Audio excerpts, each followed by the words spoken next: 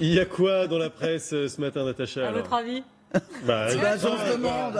Comme hier, mais il y a des variantes et je vous les ai trouvées, les variantes. Merci. Ah là là, chouette. Libération, titre sur une grève peut en cacher une autre. Et oui, il n'y a pas que la SNCF, il y a les étudiants, les éboueurs, Air France, les fonctionnaires. Et c'est ça ce qu'ajoute la presse ce matin, c'est ce mythe de la convergence des luttes. Est-ce qu'enfin les parallèles vont se rejoindre? Les rails que vous aimez citer, Julien, vont-ils se croiser? Le canard enchaîné le fait à sa façon. Attention, un pétrin peut en cacher un autre. Alors vous avez toujours la position qui est celle par exemple de Lacroix, Guillaume Goubert sur le service public et les alibis. En effet, c'est le mot qui restera. Le fil qui relie tous les points chauds du Front social et celui de la défense du service public. Peu de mots d'ordre aussi fédérateurs que celui-là. Oui. Mais trop souvent, en réalité, nous dit Guillaume Goubert, la défense du service public est un alibi commode, couvrant un certain immobilisme et des réflexes corporatistes. Alors, dans Les Échos, Cécile Cornudet nous parle surtout des erreurs du gouvernement dans cette affaire. L'exécutif, dit-elle, a sous-estimé le rapport affectif des cheminots à leur entreprise. Il a vexé quand il pensait convaincre. Il a tenu des raisonnements imparables sur le plan technique, mais qui se sont heurtés à plus fort qu'eux, c'est-à-dire à l'irrationnel. Alors ça, c'est un point de vue. Considérer que ce serait de l'irrationnel et que... Non, peut-être pas de l'irrationnel, mais de l'identitaire, dit Cécile Cornudet. Exactement, ce serait le terme le plus juste. Et dans la montagne, en revanche, Florence Chédotal prévient, là, le challenge est clair, rester droit dans ses bottes, mais sans aller droit dans le mur comme Juppé. Sauf que ça va se jouer sur l'opinion. Et le Parisien nous montre cette photo en une de ces gens dans les gares en prévenant. Pourquoi ça peut durer? Mais alors, ce qui est très drôle, c'est le dessin de Rançon qui résume assez bien, puisque vous voyez un citoyen, donc, qui demande à Emmanuel Macron et Philippe Martinez, ça va durer longtemps cette grève? Macron se tourne vers Martinez, il te parle. Martinez, non, c'est à toi qu'il parle. Oui, puisque évidemment, la question est de savoir de quel côté va pencher la balance de l'opinion, sachant que, nous dit le Parisien, la tactique qui consiste à, disons, faire porter la difficulté sur les usagers le plus possible, eh bien, elle nous vient de quelqu'un qui a ressurgi, Bernard Thibault. Et oui, c'est lui qui a inventé cela. Le vainqueur de 95 face à Alain Juppé, bien sûr. Ce serait lui qui aurait eu cette idée merveilleuse. Mais à côté de ça, les syndicalistes essaieraient, nous dit le Parisien, de compenser. Histoire de se mettre les usagers dans la poche, certains dans les QG planchent même sur des solutions pour faciliter les déplacements des usagers, de quoi rendre le mouvement populaire. Oui, on attend beaucoup de cette facilitation, parce qu'il y en a qui ne l'ont pas vu du tout, la facilitation. Dans le Figaro, on a un texte de Jean-Louis Thiraud, qui est le président du conseil départemental de Seine-et-Marne. Et lui, il proteste sur un point. La SNCF, dit-il, concentre les trains qui roulent sur la petite couronne et le RER. Et dans la grande couronne, pas un train dans les gares. Et c'est vrai que c'est systématique. En général, en cas de grève dure, ce sont les habitants de la grande couronne qui se retrouvent totalement privé de transport. Une inégalité territoriale qui fait que Jean-Louis Thiraud explique que finalement on pourrait faire usage du droit de réquisition, au moins ça permettrait ça. Alors je ne sais pas si le droit de réquisition serait une bonne manière de mettre du liant dans la conversation, mais en tout cas cette question des égalités territoriales est une vraie question. Mais il y en a une autre plus profonde, c'est celle que pose Bastamag. Le site Bastamag parle de la question qui est au cœur du problème, vous en parliez à l'instant, la dette. Et Bastamag nous explique que ces 10 dernières années, la charge de la dette a été de 10,3 milliards seulement pour les intérêts. Ça pèse plus lourd que l'entretien et le développement du réseau, 7,2 milliards. Et en fait, c'est une rente pour les marchés financiers malgré les taux bas, nous dit Bastamag. Et si l'État avait repris la dette en 2010, eh bien, il y aurait seulement 7,2 milliards d'endettement qui auraient été générés depuis, contre 17,5 milliards aujourd'hui.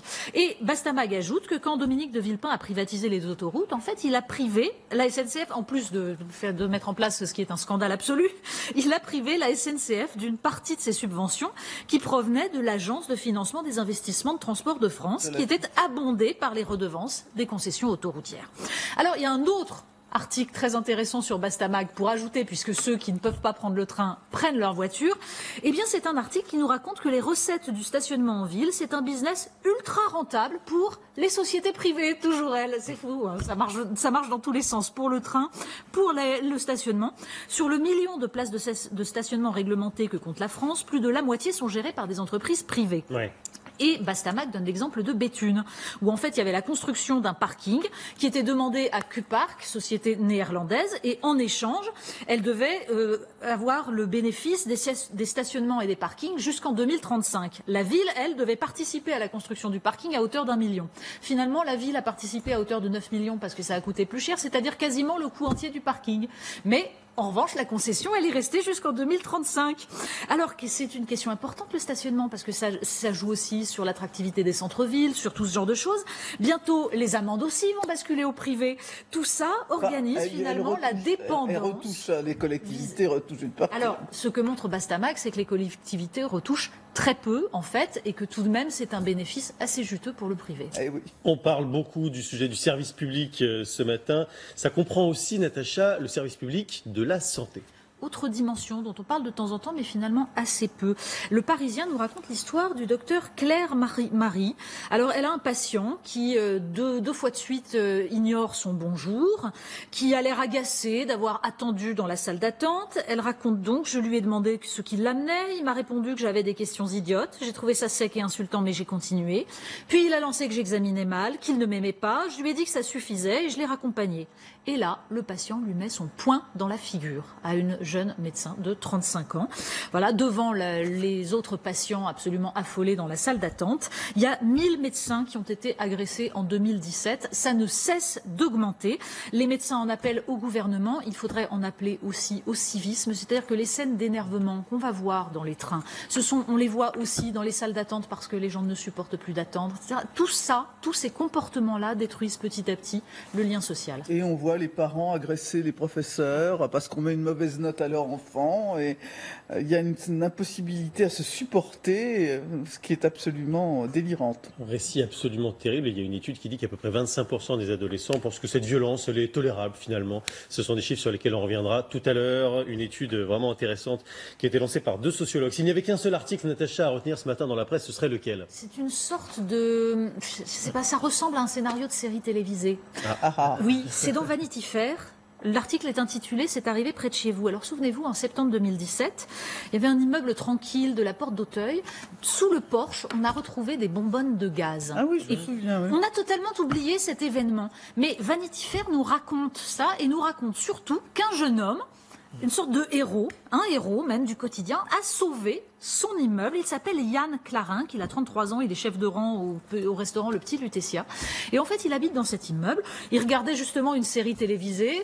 3 heures du matin, il entend des ricanements en bas sous le porche. Et puis, une forte odeur d'essence et de gaz. Et là, il finit par descendre, ce que n'ont pas fait les autres habitants de l'immeuble. Il constate qu'il y a 4 bonbonnes entassées, de l'essence. Il appelle les pompiers.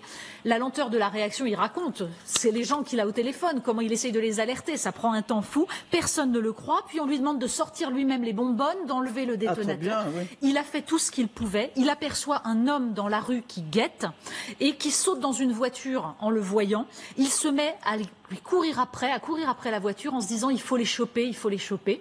Et la voiture se gare parce qu'elle l'a vu. Un homme sort la main dans la poche. Il se met donc à courir dans le sens inverse. La police arrive. C'est un récit absolument époustouflant. Et quand enfin les pompiers arrivent et lui disent « Vous avez eu de la chance, un peu plus, on ne retrouvait que vos dents », et bien on peut se dire que cet homme-là avait fait un truc hallucinant. Héros du quotidien, c'est vrai, dont on n'avait pas encore saisi toute l'ampleur de l'histoire, qu'on n'a pas encore suffisamment mis en lumière. Vous avez raison. Merci beaucoup, Natacha.